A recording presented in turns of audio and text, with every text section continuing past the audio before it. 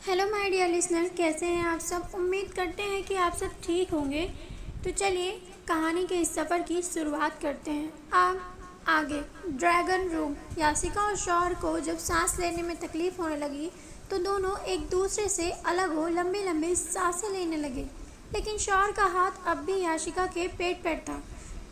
शौर ने याशिका को अपने नीचे करते हुए कहा, मेरी छोटी बिल्ली जंगली बिल्ली भी है। याशिका एक झटके में हल्का सा उठी और शौर के होठों को बाइट कर लिया और शरारती मुस्कान लिए हुए कहा, और ये जंगली बिल्ली काटती भी है। याशिका को इस तरह शरारत करते देख शौर ने कहा, अच्छा जी, अब आपका ये बिल्ला बताएगा कि वो क्या कर सकता है। इतना कह शौर ने एक बार फिर याशिका के होठों को अपनी गिरफ्त में ले लिया। Farm house. शिवांश जैसे ही शावर लेकर आया उसने देखा कि लायला वहाँ नहीं है। इस वक्त शिवांश ने सिर्फ टॉवल पहन रखी थी और शावर लेने की वजह से पानी की बूंदें अब भी उसके बॉडी पर थी और उसके बाल उसकी आंखों पर लटक रहे थे। इस वक्त शिवांश की बॉडी बहुत ही अट्रैक्टिव लग रही थी। उसके 8 एब्स, उसके मस्कुलर बॉडी किसी को भी अपना तरफ अट्रैक्ट कर सकती थी। लायला को बेड पर ना देख शिवांश का गुस्सा 7वें आसमान पर था। इससे पहले वो कुछ रिएक्ट करता तभी पीछे से किसी ने उसके शोल्डर को टच किया। उस टच से शिवांश के होठों पर एक इविल स्माइल तैर गई। जिसने शिवांश के शोल्डर पर अपना हाथ रखा वो कोई और नहीं, लायला थी। लायला ने पीछे से अपने हाथों को शिवांश के शोल्डर पर रखा और धीरे धीरे उसके हाथ शिवांश के चेस्ट पर जा रहे थे। शिवांश लायला की हरकतों से मदहोश हो रहा था। लायला शिवांश को टीज करने के लिए पीछे से अपने एक पैर को शिवांश की कमर पर लपेट लिया और अपने हाथों को शिवांश के चेस्ट पर फेरते हुए नीचे की तरफ बढ़ने लगी।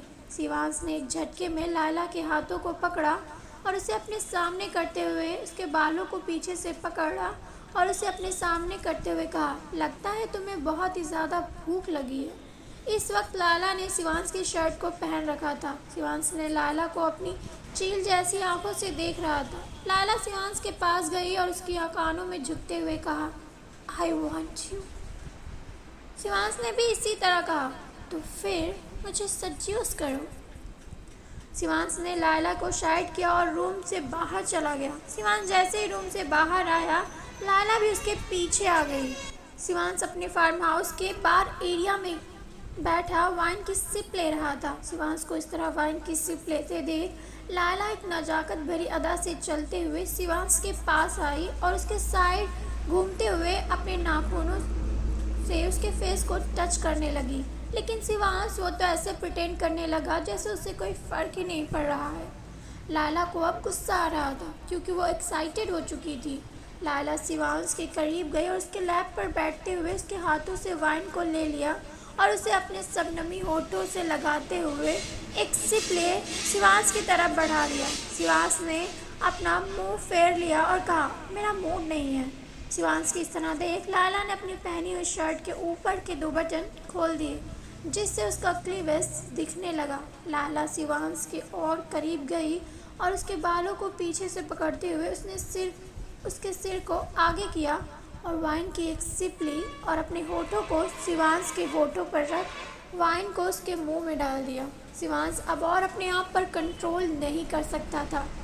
शिवांश ने पीछे से उसके बालों को पकड़ा और बहुत ही पैसिनेट उसके होठों को स्ट्रक करने लगा। लायला ने अपने हाथ में ली हुई वाइन पर अपनी पकड़ कस दी। शिवांश को जब सांस लेने में प्रॉब्लम हुई तो शिवांश ने लायला से दूर हो गया। लायला ने शिवांश को एक लुक दिया और इस वाइन को धीरे धीरे अपने ऊपर उड़ेल दिया। रेड वाइन उसके बॉडी पर ऐसे फिसल रही थी जैसे सफ़ेद चादर पर लाल पंखुड़ियाँ। वाइन उसके गले से होते हुए उसके क्लीवेज के पास जा रही थी। ये देख शिवांश का गला सूख गया। शिवांश ने अपने होठों को लायला के क्लीवेज पर रख दिया और वाइन को बहुत ही बेताबी से शक करने लगा। लायला भी उसका पूरा साथ दे रही थी। लायला ने अपने पैरों को शिवांश की कमर पर चारों तरफ लपेट लिया। शिवांश उसके क्लीवेज को शक करते हुए उठा और वहाँ से अपने रूम की तरफ बढ़ गया और अपने बेड पर पटकते हुए उसके ऊपर आ गया और अपने कमर पर बंधी टॉवल को अपनी बॉडी से अलग कर दिया। लायला के शर्ट को भी उसकी बॉडी से अलग कर नीचे फेंकते हुए लाला के पूरे बॉडी पर बाइट करते करते एक झटके में वो उसके अंदर एंटर हो गया। लाला की चीख निकल गई। लाला ने चीखते हुए उस बेड पर लगी चादर को अपनी मुट्ठी में कस लिया। शिवांश के कानों में पड़ रही लाला की चीख शिवांश को बहुत ही ज़्यादा अच्छी लग रही थी। वो और ज़्यादा रूडली उसको प्यार करने लगा। शिवांश ने अपनी सारी ताकत लगा लाला को प्यार कर रहा था। 4 घंटे तक उस रूम में दोनों की सिसकियाँ गूंज रही थी। फिर दोनों ही थक कर एक दूसरे के ऊपर सो गए। Next morning dragon palace. शौर और यासिका सोफे पर बैठे केवी को कॉल करने की कोशिश कर रहे थे। कल से केवी से कोई कांटेक्ट नहीं हो पाया। रिवा भी हॉल में इधर उधर घूम रही थी। उसका दिल बहुत ही ज़्यादा बेताब था। आखिरी बार उसे वो अनाथ आश्रम में मिली थी। उसके बाद केवी जब अपने मिशन के लिए गया तो वो अभी तक वापस नहीं आया था। शौर भी बहुत ही ज़्यादा परेशान था। तभी किसी के जूते की आवाज़ आई। जूते की आवाज़ सुन शौर सोफे से खड़ा हुआ तो सामने से केवी आया। उसके हाथों में चोट लगी हुई थी। फॉरहेड से खून निकल रहा था। केवी के एक हाथ में गन थी और उसके दूसरे हाथ से खून टप टप पूरे फर्श पर गिर रहा था।